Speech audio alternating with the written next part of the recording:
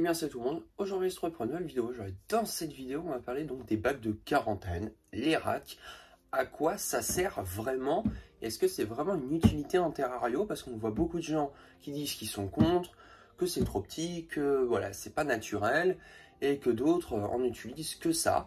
Je vais vous donner mon avis vraiment, mais on va parler en premier thème du bac de quarantaine et l'utilité des racks. J'ai déjà fait une vidéo dessus il y a à peu près 7 à 6 mois à peu près je crois de mémoire.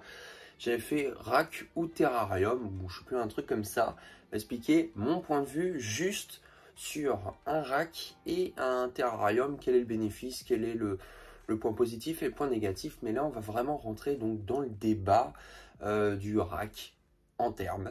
Donc dans cette vidéo, donc, les premières minutes seront dédiées au bac de quarantaine et le deuxième thème sera sur les racks d'élevage. Donc la vidéo commence, si tu veux toujours soutenir la chaîne, tu peux toujours t'abonner, c'est la seule façon donc de me soutenir. Tu peux me suivre sur les réseaux Insta et TikTok.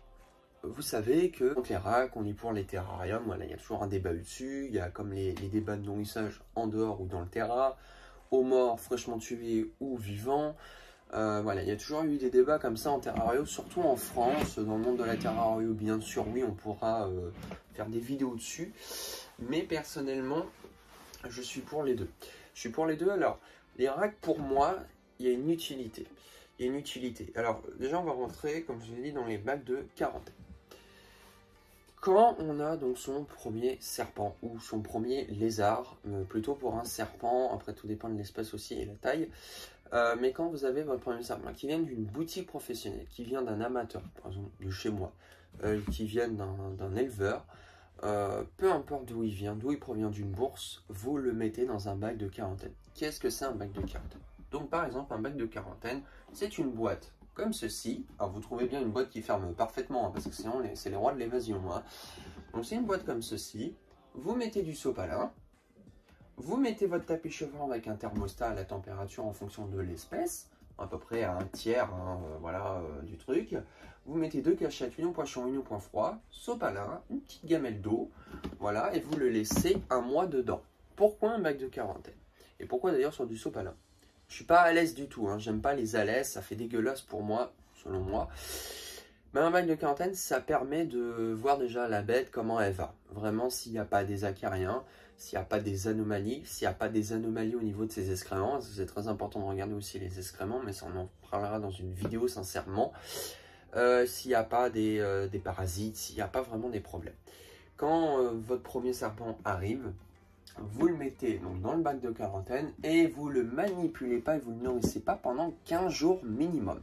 Enfin me dire, ça fait beaucoup. Comment il va faire pour survivre? Ils peuvent pas manger pendant 15 jours, 3 semaines, hein. C'est pas un souci, même quand ils sont petits. Je préfère attendre 15 jours sans les manipuler, vous changez l'eau bien sûr, mais c'est très important de les mettre en bac de quarantaine.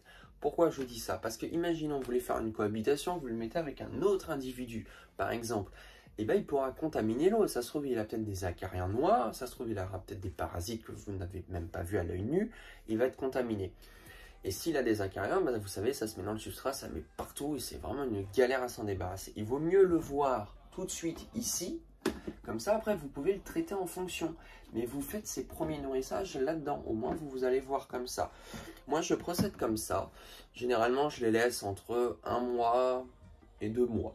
Ça dépend pour certains spécimens, sincèrement. Si c'est de la gute, par exemple, je la laisse 1 mois et puis après passe en terra. Si c'est par exemple des Speleosophis, des Boedon, là ils peuvent rester un peu plus longtemps parce que généralement ils ont des problèmes d'acclimatation. Tout dépend aussi des individus. Mais par exemple, moi ce que je fais, bon voilà, là j'ai un plus grand rack. Voilà, par exemple, bon voilà, donc j'ai fait des aérations. Ici par exemple, bon là c'est pas un rack définitif en plus, hein, donc voilà, c'était juste pour vous le faire, parce que j'utilise pratiquement plus de rack, moi maintenant j'en ai 3 disponibilités encore, donc du coup, bah vous voyez, bah, vous mettez du sopalin, bon là j'ai pas mis les cachettes, mais vous mettez une cachette au point froid, au point chaud, le tapis chauffant à peu près jusqu'ici, avec un thermostat, vous vérifiez bien que les aérations sont bien là. Voilà, comme ça vous vérifiez bien la bête. Et pour moi, je pense sincèrement, c'est quand même beaucoup mieux de faire un bac de quarantaine que le mettre comme ça la bête dans le terra. On pourrait le mettre directement en sans terra. Vous allez me dire, oui, mais ça fait un bac de quarantaine. Pas vraiment, parce qu'il y a plein d'éléments de décor. Vous allez moins voir le problème. Et si vous avez des acariens par exemple, ça va être très dur à traiter. Autant le voir dans le bac de quarantaine et après le traiter. Donc maintenant on passe au deuxième thème, les racks. Est-ce que ça sert vraiment à quelque chose? Est-ce que c'est vraiment mal pour eux? Est-ce qu'ils sont vraiment très mal dedans? Voilà, donc on va expliquer l'utilité des racks vraiment selon moi et si ça sert à quelque chose. Alors pour moi d'ailleurs j'en ai utilisé pas beaucoup en soi, j'en ai toujours sous la main au cas où et ça me sert vraiment à beaucoup de choses. Par exemple un nourrissage, par exemple un individu qui s'est arrêté de s'alimenter et que voilà je vois que ça commence un petit peu partir en vrille. Et bah du coup je le mets en bac en rack et je le laisse un peu dedans. Des fois c'est des endroits plus confinés donc ils reprennent à manger. Un rack par exemple c'est pour des espèces qui sont assez compliquées à faire nourrir dans un grand terrarium ou par exemple des espèces qui sont un peu plus dures. Donc moi ça me sert quand même.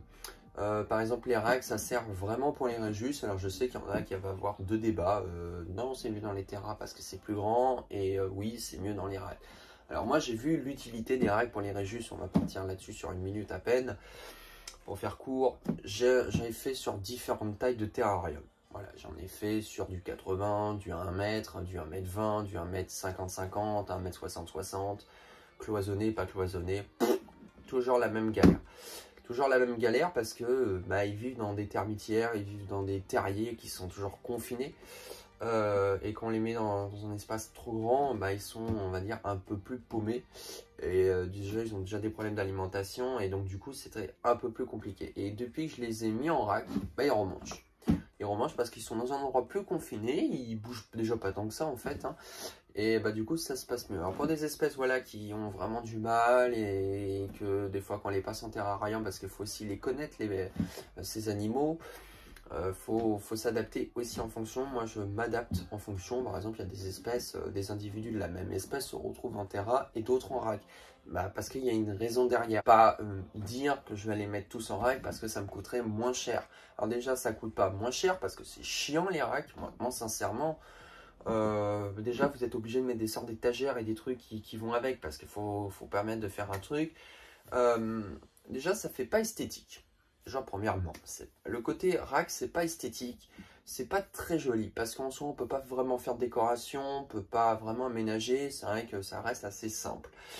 Mais par contre le côté pratique des racks c'est le côté nettoyage. Vous mettez du sopalin ou de la coco par exemple, je sais pas, vous le virez dans la poubelle, vous désinfectez tout ça, hop, vous remettez, vous essuyez, vous remettez le truc initial comme c'était, c'est fini, en 5-10 minutes c'est nettoyé.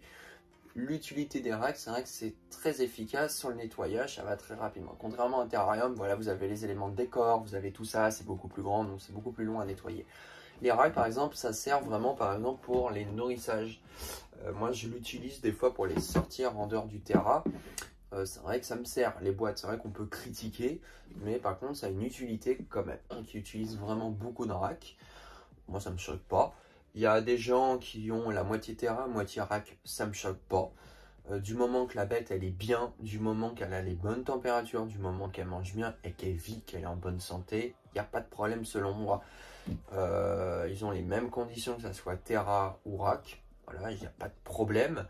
Problème en soi s'ils ont les mêmes conditions que dans le terra. Alors oui, forcément ils n'ont pas la même taille, mais il faut aussi s'adapter. C'est bien d'aller viser les gens en disant putain t'as des racks, mais au final est-ce que vous savez pourquoi? Alors après on peut se faire un avis parce que forcément on connaît peut-être pas la raison, mais moi par exemple pour mon cas si j'ai des racks, pour certains c'est parce que soit ils ont vraiment des problèmes d'alimentation et j'arrive à les nourrir comme ça dedans, voilà, pendant un petit bout de temps, après ils se repassent. Soit parce que c'est des individus qui ont vraiment des gros problèmes de nourrissage, je suis obligé de les nourrir en vivant, donc je les mets individuels, et voilà. Ou soit ils ont eu des problèmes de parasites et je les mets en interne comme ça. Donc il y a différentes raisons. Mais par exemple pour les juvéniles jusqu'à à peu près, ça dépend de certaines espèces subadultes, je les mets en rack, parce qu'au moins je suis sûr qu'ils mangent bien, et après ils vont en terra et il n'y a plus de problème. Je préfère fonctionner comme ça, alors voilà, il y en a, après c'est ma façon de faire, il y en a qui ne vont pas aimer. Mais en tout cas, voilà, ça marche. Et comme je vous dis, les bacs de quarantaine, il faut le faire. Moi, je vous le conseille. Et c'est conseillé pour beaucoup de choses. Puis au moins vous pouvez voir s'il y a des anomalies, s'il y a des acariens, bah, au moins vous pouvez voir, bah, vous pouvez faire le traitement avant de le mettre dans le terrarium ou faire de la cohabitation, au moins voilà. Les racks, moi je trouve ça une utilité quand même, s'il y a des individus qui ont des problèmes ou si le serpent est plutôt trop petit et voilà vous avez peur qu'il se barre, au moins vous pouvez le mettre en rack. Voilà, moi l'utilité, là officiellement j'en ai que 4 à disposition qu'il y en a chez moi. Il y a des individus, il n'y en a que 4 racks. Sinon, le reste, ils sont éliminés. En fait, maintenant, j'ai trop de racks. Sincèrement, j'ai encore, là, j'en ai 4. Je les utilise même plus. Je les utilise même plus.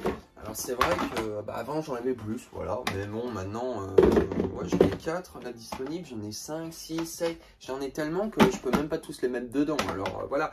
Mais ça me sert parce que c'est jamais du perdu. Voilà, il y a un problème avec une fois, et bah, écoutez, bah, je peux les utiliser, donc au moins c'est pas du perdu en soi. Donc voilà, moi je suis pas trop rack, mais je suis plus terra rack.